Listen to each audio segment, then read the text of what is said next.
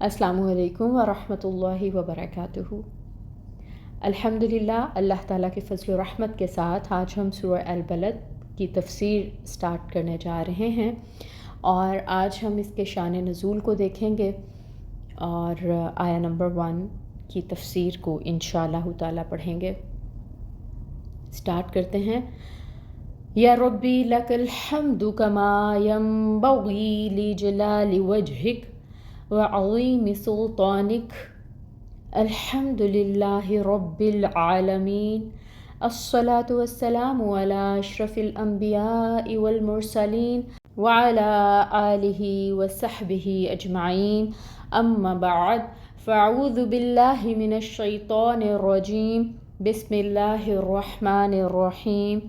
رب اشرح لی صدری ویسر لی امری واحلل عقدۃ من لسانی یفقہوا قولی، ربی زدنی علما، اللہم بارک لنا فی اوقاتنا، آمین یا رب العالمین۔ سورہ البلد چیپٹر نمبر 90 ہے اور 20 اس کی آیات ہیں۔ ایک رکوع ہے اس سورہ مبارکہ کا، اور دور نزول کی بات کی جائے تو اس کے بارے میں آتا ہے کہ یہ مکی سورہ ہے۔ نام کے معنی ہیں شہر، البلد the city۔ پہلے ہی آیت کے لفظ البلد کو اس کا نام قرار دیا گیا ہے۔ زمانہ نزول کی اگر بات کریں تو اس کا مضمون اور انداز بیاں مکہ معظمہ کے ابتدائی دور کی صورتوں کا سا ہے، مگر اس میں ایک اشارہ ایسا موجود ہے جو پتہ دیتا ہے کہ اس کے نزول کا زمانہ وہ تھا جب کفار مکہ رسول اللہ صلی اللہ علیہ وآلہ وسلم کی دشمنی پر تل گئے تھے، اور آپ کے خلاف ہر ظلم و زیادتی کو انہوں نے اپنے لیے حلال کر لیا تھا۔ تو آیا نمبر 1 دیکھتے ہیں۔ لا اقسم، نہیں میں قسم کھاتا ہوں، بہذا البلد، اس شہر کی۔ با محاورہ ٹرانسلیشن دیکھیں گے، میں اس شہر مکہ کی قسم کھاتا ہوں۔ اس آیا مبارکہ میں ہم دیکھ رہے ہیں کہ بات شروع ہو رہی ہے لا کے ساتھ، نہیں، اور پھر آگے آتا ہے اقسم، میں قسم کھاتا ہوں، کس کی؟ بہذا البلد، اس شہر کی۔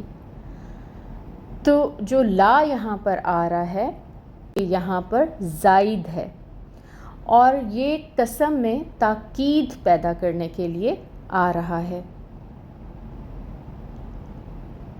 قسم سے پہلے اگر لا آ جائے تو اس سے مراد یہ ہے کہ ان لوگوں کی بات کی نفی کی گئی ہے جو قسم کے بعد آنے والی بات کا انکار کرتے ہیں۔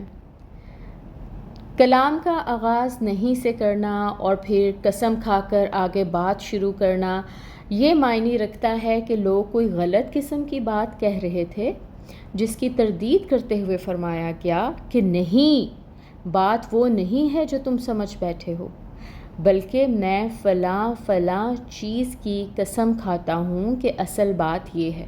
اس طریقے سے بات کو انڈرسٹینڈ کرنا آسان ہو جائے گا۔ اب سوال یہ پیدا ہوتا ہے کہ وہ کیا بات تھی کہ جس کی تردید میں کلام نازل ہوا۔ ایکچولی کفار مکہ یہ کہتے تھے کہ ہم جس طرز زندگی پر چل رہے ہیں اس میں کوئی خرابی نہیں ہے، دنیا کی زندگی بس یہی کچھ ہے کہ کھاؤ پیو مزے اڑاؤ اور جب وقت آئے تو پھر مر جاؤ۔ محمد صلی اللہ علیہ وآلہ وسلم تو خام خواہ ہمارے اس طرز عمل کو غلط ٹھہرا رہے ہیں، اور ہمیں ڈرا رہے ہیں کہ اس پر کبھی ہم سے باز پرس ہوگی، ہمیں جزا اور سزا سے کوئی سابقہ پیش آئے گا۔ یہ ہے وہ بات جس کی تردید کی جا رہی ہے۔ اب یہاں پر بات کی جا رہی ہے شہر کی، شہر کی قسم کھائی جا رہی ہے، اور وہ شہر کون سا شہر ہے؟ مکہ مکرمہ۔ جہاں پہ نبی کریم صلی اللہ علیہ وآلہ وسلم پیدا ہوئے، جو اللہ کی زمین میں سب سے بہترین اور پسندیدہ ٹکڑا ہے، جہاں پر اللہ تعالیٰ کا گھر بیت اللہ ہے۔ تو شہر مکہ کی قسم کیوں کھائی گئی؟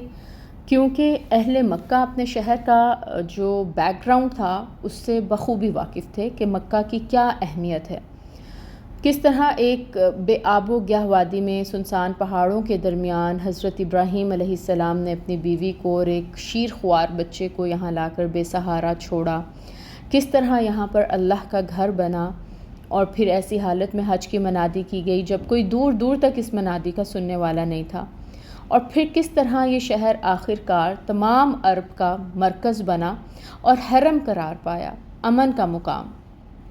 تو مسلمانوں کے علاوہ کفار مکہ کے ہاں بھی جو مکہ کی اہمیت اور عظمت تھی وہ مسلم تھی، انہیں اچھی طرح سے پتہ تھا اس کی اہمیت کا، اور کفار مکہ تو اس شہر کی برکت کی وجہ سے کئی طرح کے دنیاوی، تجارتی اور سیاسی مفادات بھی حاصل کر رہے تھے۔ عرب بھر میں ان کی عزت و وقار تھا، دولت اور شہرت کا سبب یہی شہر اور اس میں کعبہ کی موجودگی تھی۔ تو مکہ کی قسم کھانے سے اس شہر کی عظمت واضح ہو رہی ہے۔ نبی کریم صلی اللہ علیہ وآلہ وسلم نے ہجرت کے موقع پر فرمایا تھا مکہ شہر کو مخاطب کر کے کہ اللہ کی قسم تو ساری زمین میں اللہ کے نزدیک سب سے بہترین اور محبوب ہے، اور اگر مجھے یہاں سے نکلنے پر مجبور نہ کیا جاتا تو میں تیری زمین سے نہ نکلتا۔ تو یہاں پر مکہ شہر کی عظمت اور حرمت کی قسم کھائی گئی۔ سبحانک اللہم و بحمدک اشہد ان لا الہ الا انت استغفرک و اتوب الیک۔ السلام علیکم ورحمۃ اللہ وبرکاتہ۔